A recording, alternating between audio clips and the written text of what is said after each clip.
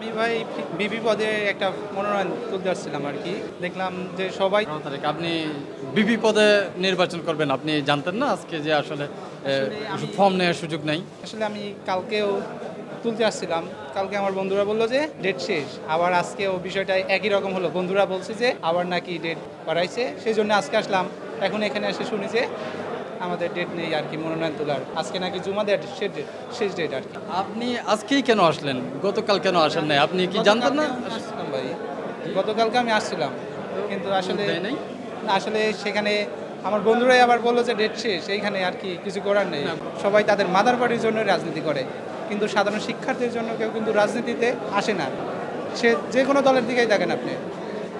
আপনি আসলে বিপি নির্বাচন কেন করতে চাচ্ছিলেন? এটা আসলে আমি তো জানি, আমি তো নাও হতে পারি। করতে চাচ্ছিলাম যে সাধারণ জনগণের জন্য হয়তো বা কিছু একটা করা যায়। এখানে দেখা যায় যে অভ্যন্তরীণ কিছু সুরক্ষা আছে এবং বহিরাগত কিছু সুরক্ষা আছে। এগুলো তো নাই আমাদের এখানে। আপনারা জেনে থাকবেন যে কিছুদিন আগে যে একটা ঘটনা ঘটলো, একটা মর্মান্তিক একটা ঘটনা না?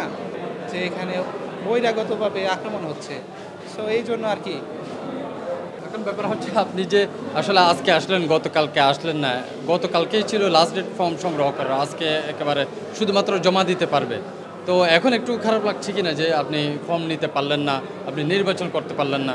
হ্যাঁ, অবশ্যই ভাই, খারাপ তো লাগবেই ভাই। কারণ আমি অনেক আগ্রহে আসছি এখানে। আমার বন্ধুদের সাথে নিয়ে আসছি কয়জনকে সাথে নিয়ে এসেছেন? ৬ জনকে ভাই। ৬ জনকে, কিন্তু আপনি তো সর্বোচ্চ ৫ জন আনতে পারবেন।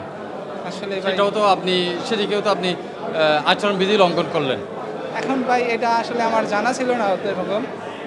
তবে আমরা ভিতরে আনিনি, সাইডে রাখছি।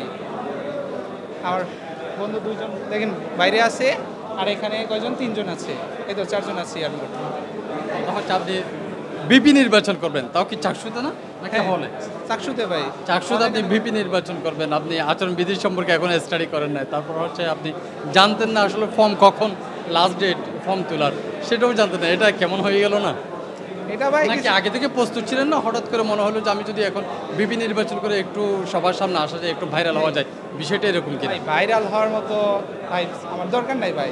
এটা কারণ দেখেন আপনি রাজনীতির দিকে দেখেন আমাদের দেশে কি দেখতে পাবেন? সবাই লেজের ভিত্তিক রাজনীতি না? আমি ভাবলাম যে এটা লেজার ভিত্তিক রাজনীতি হয়তো বা কিছু ঘটানো যাক, কিছু কথার মাধ্যমে বলা যায়, কাজের মাধ্যমে করা যায়, এইটা আর কি। আচ্ছা, আপনি যদি নির্বাচন করতে পারতেন তাহলে সেক্ষেত্রে আপনি কোন ইশতেহারের মধ্যে কি রাখতেন, কোন দিকটা আপনি প্রাধান্য দিতেন যেটা আসলেই প্রয়োজন? আমার প্রথম প্রাধান্য থাকতে হচ্ছে বহিরাগত এবং অভ্যন্তরীণ যে সুরক্ষাটা আছে শিক্ষার্থীদের, সেইটা ভাই।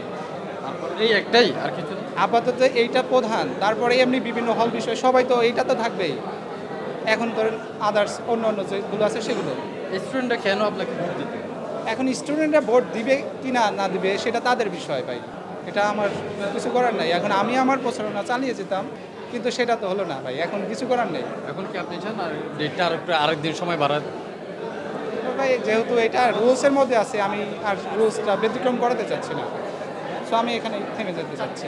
তবে চেষ্টা করব পরবর্তীবারে আমি আবার ট্রাই করব। ফর্ম নেবেন না এখন? এখন তো ভাই রুলসের মধ্যে নেই। এখন বন্ধুদের উদ্দেশ্যে কি বলবেন ওদের জন্য যে আপনার ফর্ম নেওয়া মিস হয়ে গেল? ওদের উদ্দেশ্যে আর কিছু বলার থাকে না, কারণ যাতে হোক সেটা তো আমার বন্ধু না।